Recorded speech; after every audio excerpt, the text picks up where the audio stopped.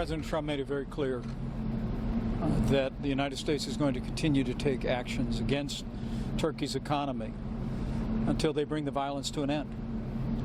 We want an immediate ceasefire, and we want to begin negotiations between Turkey and Syrian defense forces. So the White House now calling for an end to the violence. Turkish military forces pushing further into Syria, vowing to send Vice President Pence overseas to broker the peace talks. Retired U.S. Army Major General Malcolm Frost with me out of Washington. Sir, good morning to you, and thank you for your time. I just want to give our viewers a bit of perspective here for the region that we're talking about on the map behind us. Israel's down here to the southwest, Iraq to the east, Turkey to the north, and this is the area of focus and concentration now.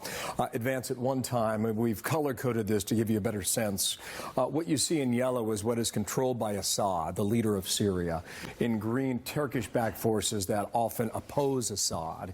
Over here to the east, in the aqua color, we'll call it, that's what's controlled by the Kurdish forces who aligned with Assad late on Sunday night. Now, this is the area of contention, General, and you can look at that on your monitor there. This is the Turkish safe zone that Erdogan has wanted to carve out and right now appears to be doing that rather successfully. What is your view at the moment as we're into day 4 of this now, sir? Good morning, Bill. Thanks for having me. Well, my view on this is that the U.S. sees this through the lens of Turkey has made this attack into the Syrian zone that you showed on the map at a much higher speed and much greater distance than anticipated. What this has caused is the U.S. has had to pull out in an expedited fashion, and what that does is really allows us to not have situational awareness on the ground. It's hard for us to see what's happening. And this causes two things. First off, it has caused the Syrian Democratic Forces to rush into the Russian-backed Syrian regime hands, and it is, quite frankly, going to push those ISIS prisoners out, I think.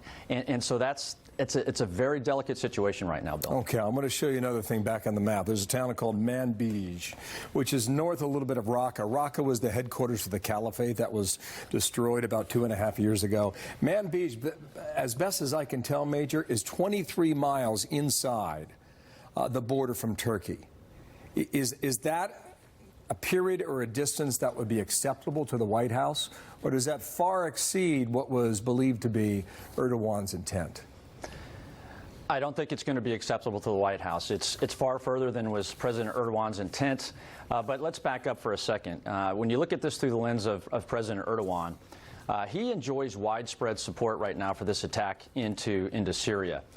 Number one, this goes after the YPG, which is the core of the Syrian Democratic Forces, which they view as a terrorist element.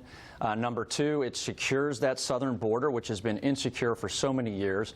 And number three, what this does is it facilitates quite frankly, Turkey, the ability to take 3.5 million displaced civilians and start to bring them back into Syria. When you talk about economic impact to Syria, while the U.S. is looking at long-term economic sanctions, the current short-term economic impact of those Syrian refugees, that's impacting the people of Turkey, and that's why, quite frankly, they are supporting President Erdogan.